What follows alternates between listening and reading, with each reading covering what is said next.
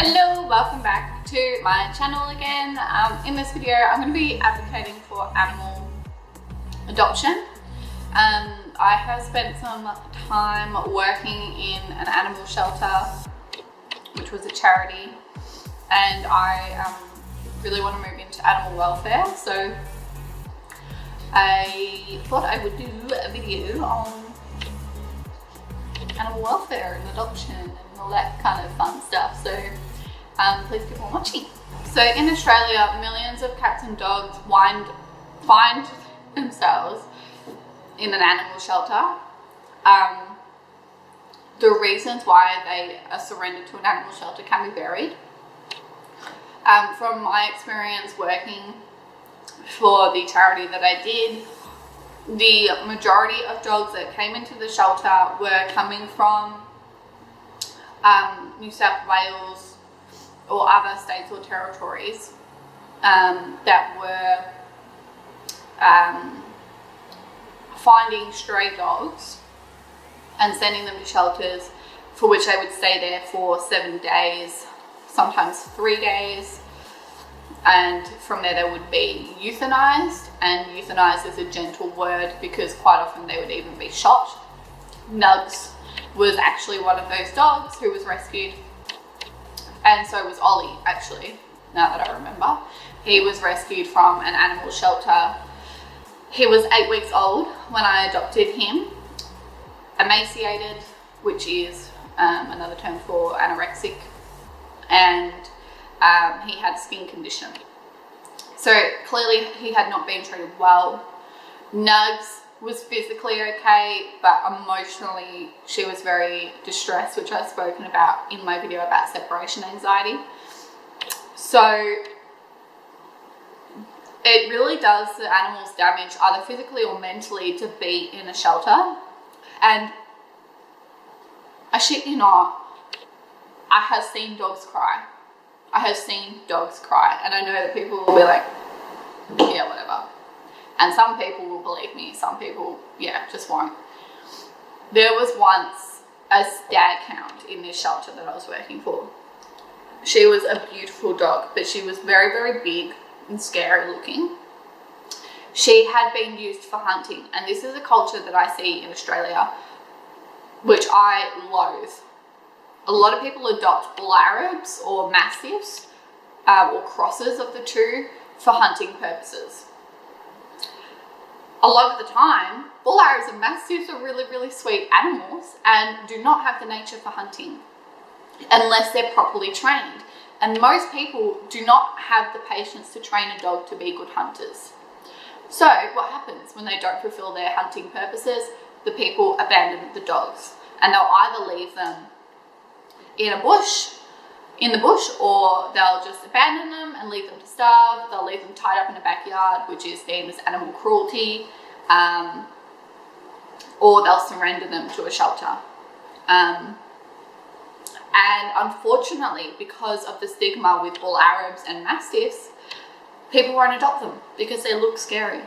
But I've literally sat on the ground with, I don't even know what it was a mastiff cross. I could fit my full hand between his eyes. He looked like this really like bulky, muscly, like, you know, Scooby-Doo, where the dog's like really muscly in the, where they're on the horror island. I can't remember what the name of the movie is. That's what it looked like, I shit you not.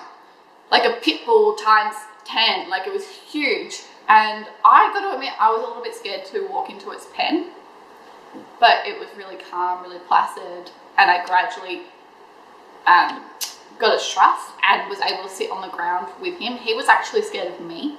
He was backing away from me, wasn't sure of me. I gradually gained his trust, sat on the ground with him and just patted him, and he was the most beautiful dog. And thankfully the shelter where I was working is a no-kill shelter, so wherever he is now, he's alive and well. Hopefully, if the person who adopted him did the right thing by him. But yeah, a lot of people are just afraid of those dogs, and a lot of the time they've got the personalities of what you would typically think like a spoodle has, like really cuddly, and it's the little dogs that are more yappy and like, oh, like want to have a go at you. Honestly, that's the truth. But I just realized I totally lost track. I was talking about the stag hound. So this stag hound came in. We had to carry her everywhere. She wouldn't walk with us because she was too scared, and she was trembling with fear. She would back into a corner and stay in that corner and whimper. And when she whimpered, there was water flowing from her eyes constantly. She was checked for an eye condition. She didn't have any. She was crying. She was really emaciated, really poorly treated. She'd been used for hunting.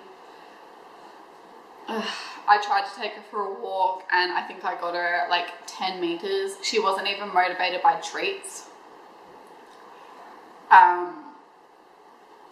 She had been used, I think, for breeding as well because her nipples were really swollen. So she just had babies. And the poor darling, like, I hate to think what happened to her. And I sat with her, I think, for like an hour, just trying to pat her and soothe her. I played her some music.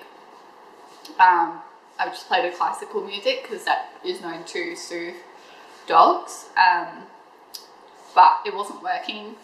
She couldn't calm down. She was just shaking constantly, all the time. So that's what happens to dogs, you know, when they go through the trauma of being surrendered to a shelter.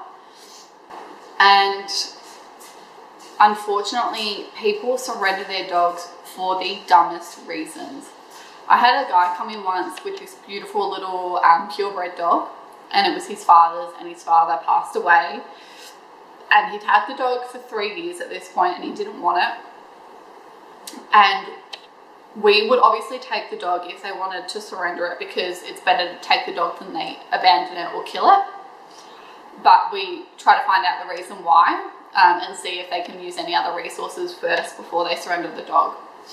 This guy's reason for surrendering the dog was that it was allergic to the tree in his backyard, and he had supposedly taken it to the vet and nothing was working, so he was going to surrender it. What a load of crap. Like, it's just, oh, like, he was vile. He was vile. I could not look at him, like, Thankfully, that dog got adopted in like a couple of days because it was purebred, and I don't know why, but people just want purebred dogs more than anything in the world. So, yeah, people will surrender their dogs for the dumbest reasons. Something I found with shelter dogs, yes, they're a lot more work most of the time, either because they're not trained well, or they're traumatized, or they're aggressive, but they're always more loyal. And you don't have to train their loyalty. They're loyal to you because they know, I swear to you, they know what you've done for them. They recognize the kindness that you've done for them by adopting them. And I know some people think that sounds like hogwash, but it's 100% true. Like for example, when I first adopted NUGS, and the first time I took her out to a property in the country, it was unfenced. The property was so large that you could go full driving on it. It was huge. I'd had her for about 2 months. I hadn't really had much success with her training yet, and she was an adult dog, so she was a lot harder to train and to form a connection with. She did not leave my side. She could have gone anywhere. She did not leave my side, and I learnt throughout the day that by night time I wasn't worried about not being able to see her because I knew she was always next to me. And it's the same with Ollie. Like he'll go a little bit further away, but he always stays within my vicinity. He won't leave. And I didn't have to train them to do that. They just do it because they want to be with you, because they know. I think there's just that connection because of they know what you've done for them. And Yeah, I know people won't believe me, but I genuinely believe that. I know there's no science to back it up, but I genuinely believe that. I think we need to give dogs more credit for their intelligence. When it comes to cats, I'm a huge advocate for adoption. I think it's even more important to adopt a cat than it is to adopt a dog.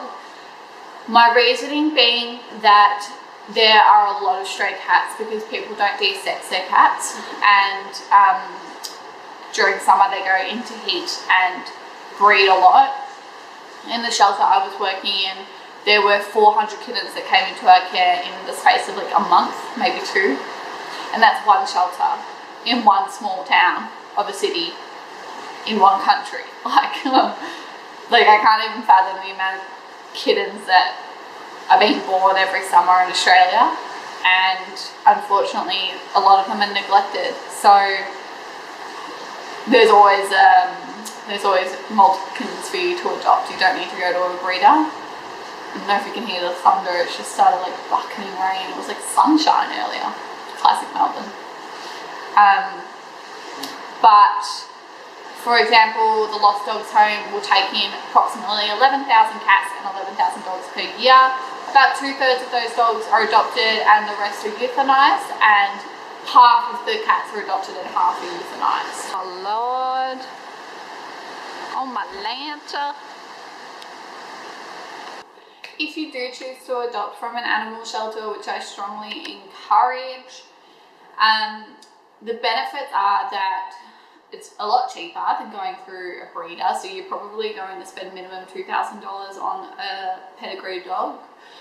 If you were to adopt a dog, you'd spend maximum $800, including all of their veterinary bills. So vaccinations, de-sexing, worming, which is not included when you buy a dog from a breeder. Most of the time, not all the time. A lot of the time, though. So that's definitely something to take into consideration. Another thing is that you can really choose a dog that suits you, that works with your personality. And you can really find that connection with the dog. With puppies, it's hard to connect with them because they're all cuddly and they will change as they grow. There's definitely like ways that you can choose a puppy. One might be calmer than the other who's like a little bit more erratic. Like I know when I chose OLLIE, I chose him for 2 reasons. Because first of all, his nose was pink, but all of the puppies in his litter had pink noses and his had the least amount. So there was less risk of sun cancer, and his son's grown out of that. And the second reason was, out of all of the puppies that were running around in this pen, he was asleep. He was sleeping. And I thought, that's perfect for Nugs because she's so crazy. She needs a calm influence. So there's definitely ways that you can pick a dog when they're a puppy, but with an adult dog, you can take them for a walk, see how they walk on a lead, see how well trained they are, and see how they respond to you. But you need to be prepared for problems, and there will be problems with most dogs that you adopt. To me, I find it fulfilling because I feel like I've done something good and I've helped someone, but some people just aren't ready for it. We had a staffy in the shelter once who was so gorgeous, but she was so anxious. So when you came near her, she would back away, drop to the ground and quiver, but she'd also be wagging her tail and being so excited at the same time. Like she didn't know what she felt. And to take her for a walk, I had to carry her to walk her because she was too scared to walk around in public. So she was a really dog that needed a lot of attention, but she was super loving and cuddly when you got to know her and gave her time to trust you. And we had this lady come into the shelter once who did the whole I just looked into her eyes and I knew that she was the one. And I was like, for fuck's sake, that's not how you know that the dog is the one. You need to take her for a walk and, see if she suits you. There are other factors. It's not just looking into the dog's eyes. They're all going to look into your eyes and they're all going to want to cuddle you and they're all going to give you their paw because they all want to get out of the cage, you know. That happens with all of the dogs. So she spent some time with her, still decided that she wanted to adopt her. 3 weeks later, she was back in the shelter because the lady couldn't handle her. So, and I felt awful for that dog.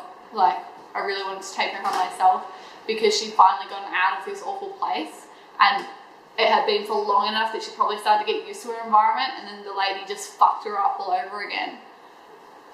I get really mad thinking about it. But don't adopt a dog if you're not capable of handling those things. And if you're not, then by all means go to a breeder.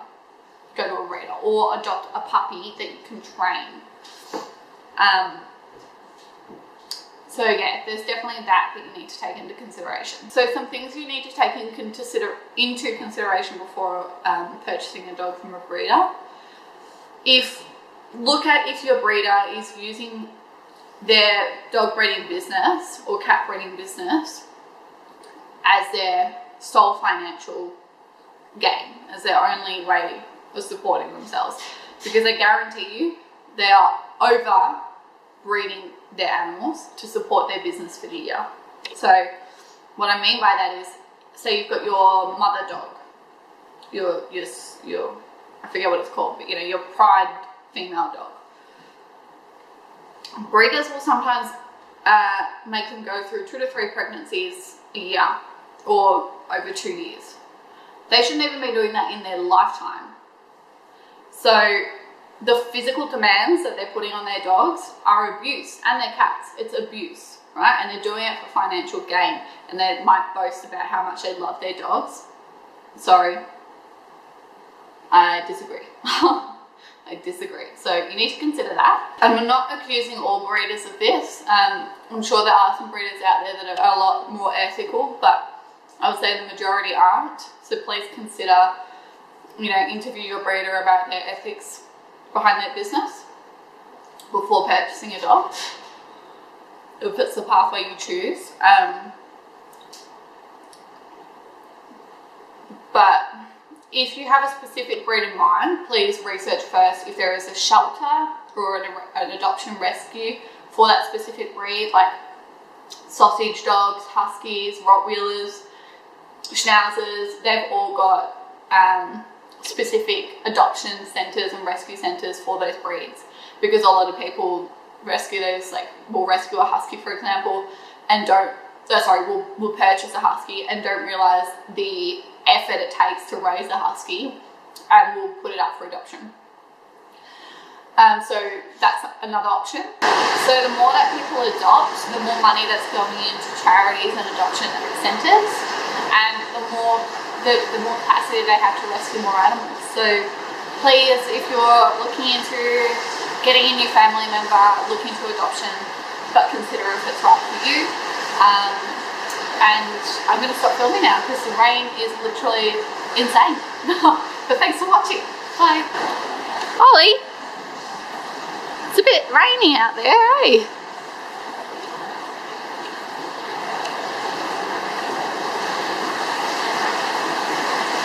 What do you reckon, Ava? Shit.